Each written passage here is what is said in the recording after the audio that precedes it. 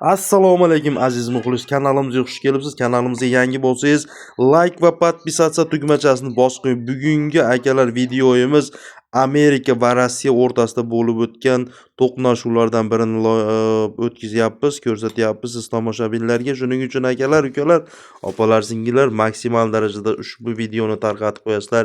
Kechagina Amerikaning harbiylari Rossiya olib ketayotgan neft tankerlariga hujum qildi. Bu Venesueladan chiqayotgan tanker edi. Bu dengizda ushlangan tankerni Amerika Qo'shma Shtatlarining harbiy kuchlari tomonidan to'xtatib qolingan. Marhamat, ko'ring, tomosha qiling. Kecha 7-yanvar 2026-yilda butun dunyo guvohi bo'ldi.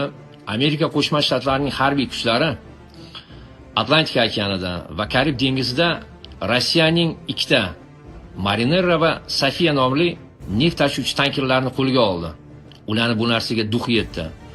Va eng qiziqarlisi, Atlantika okeanida tankerni kuzatib kelayotgan rus harbiy flotiga tegishli bir necha harbiy kema, suvosti kemasi tankerni ishg'ol qilishni tomoshabin sifatida kuzatdi xolos. Dunyo hayron.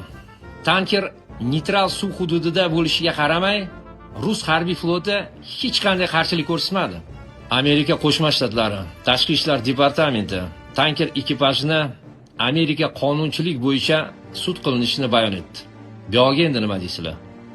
Yaqingacha hech kim Amerika Qo'shma Shtatlarini Rossiyaga nisbatan bunday xatti-harakat qilishi mumkinligini даже tasavvur ham qila olmasdi.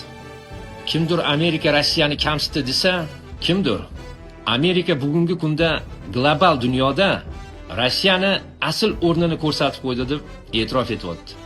Nima bo'lganda ham dunyoni g'ovur-g'uvuridan yurtimizni Allohim o'z panohida asrasin. Mana o'zingiz guvohi bo'ldingiz aziz muxlis. Nima deb o'ylaysizlar? Amerikani kim to'xtata oladi? Bunday davom etsa bizlarni nimalar kutayotgan bo'lishi mumkin? Agarlar fikrlaringizni izohlarda qoldiring. Har biringizning fikringiz biz uchun juda zarur. Fikringizni yozing izohlarda, kommentariyalarda. Marhamat. Obuna bo'ling, har doimgidek like tugmachasini bosib qo'ying. Marhamat.